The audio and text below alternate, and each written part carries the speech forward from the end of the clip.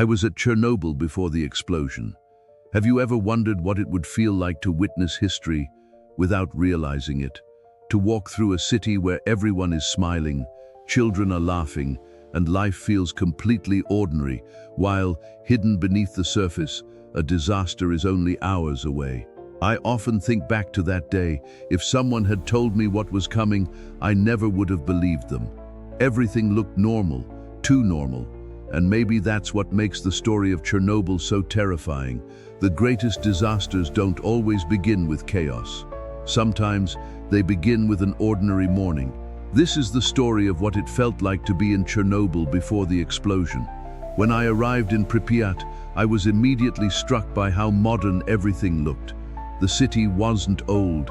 It had been built to represent the future of the Soviet Union, a model city for the thousands of workers employed at the nearby Chernobyl Nuclear Power Plant. Wide boulevards stretched between rows of apartment buildings, freshly painted. Schools welcomed children every morning. Parks were filled with families. New stores displayed products that many other Soviet cities couldn't even get. There was a sense of optimism everywhere. People believed they were living in one of the most advanced communities in the country. The power plant wasn't viewed as something dangerous. It was a symbol of progress, a symbol of science, a symbol of national pride. At least, that's what everyone believed. As I spent more time exploring the city, I noticed little details that seemed insignificant at first. Some workers returning from the plant looked unusually exhausted. Conversations would suddenly stop whenever someone mentioned the reactors. A few engineers exchanged nervous glances before changing the subject entirely. Back then, I assumed it was simply because nuclear facilities were surrounded by secrecy. The Soviet Union wasn't exactly known for openness. Still, looking back now, I wonder if some people sensed that something wasn't right. Life continued, as if nothing could possibly go wrong. Children raced bicycles through the streets. Young couples planned their futures. Restaurants were busy. Neighbors chatted from their balconies. The city felt alive. No one imagined that within hours, Pripyat would become one of the most famous ghost towns in history. That evening, I decided to take one last walk. The air was calm. The streets glowed beneath rows of streetlights. In the distance stood Reactor No. 4. Its massive concrete structure dominated the horizon. It looked powerful, permanent, untouchable. There was no smoke, no warning sirens, no sign that anything unusual was happening inside. But appearances can be deceiving. Inside the plant, engineers were preparing for what was supposed to be a routine safety test. Ironically, the very experiment intended to improve emergency procedures would trigger one of history's worst nuclear disasters. Several decisions made that night would prove catastrophic. Safety systems were disabled. Operational procedures were ignored. The reactor was pushed into an unstable condition. No single mistake caused the explosion. It was a chain reaction of human errors, design flaws, and critical misjudgments. Yet outside the facility, the city remained peacefully asleep. Just after midnight, silence covered Pripyat. Apartment lights slowly disappeared, one by one. Families went to bed. Night shift workers continued their routines. Dogs barked somewhere in the distance. Nothing seemed unusual. Then, everything changed. A powerful explosion shattered the darkness. Windows rattled. The ground trembled beneath my feet. People rushed onto their balconies. Others opened their windows, trying to understand what had happened.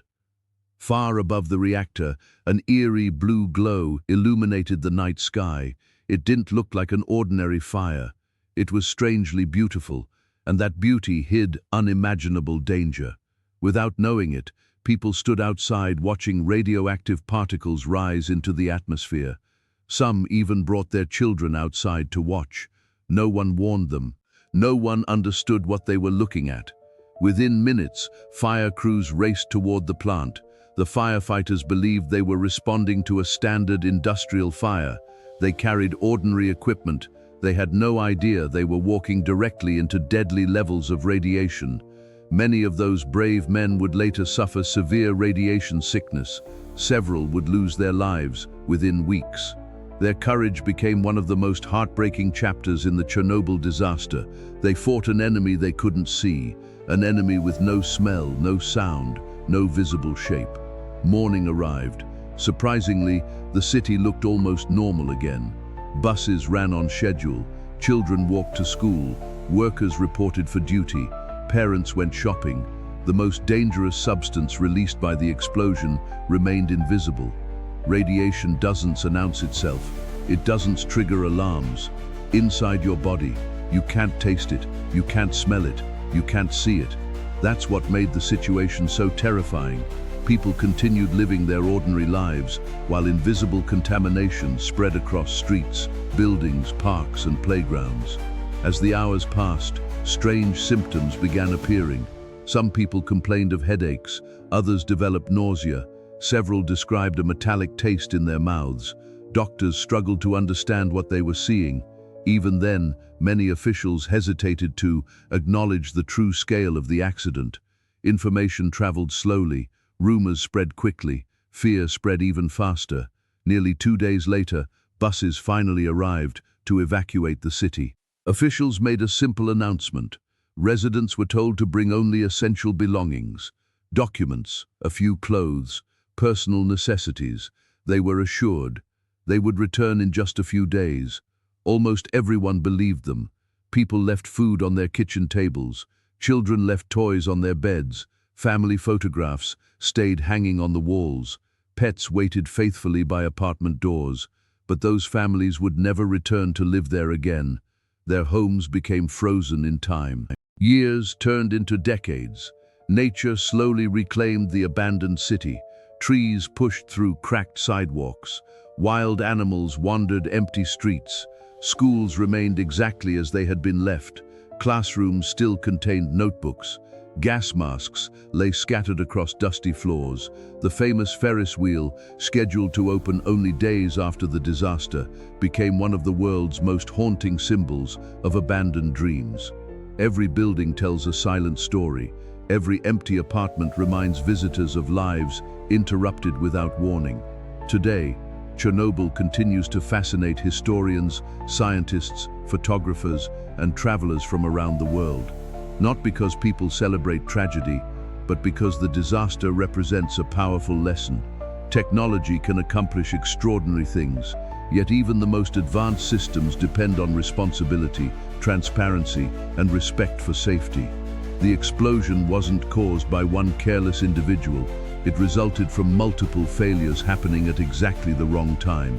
That combination changed countless lives forever. Whenever I think about Pripyat, I don't first remember the abandoned buildings. I remember the laughter, the conversations, the children playing outside, the ordinary moments that existed only hours before history took a devastating turn. That's what stays with me. Because disasters don't erase humanity, they remind us how precious ordinary life truly is. Perhaps that's why Chernobyl continues to capture our imagination decades later. It isn't simply the story of an explosion. It's the story of an entire city that went to sleep expecting tomorrow to be just another day. Tomorrow never came. If this story kept you watching until the end, let us know in the comments what historical mystery should we explore next. Don't forget to like this video, subscribe to the channel, and turn on notifications so you never miss another incredible story. Thanks for watching, and I'll see you in the next video.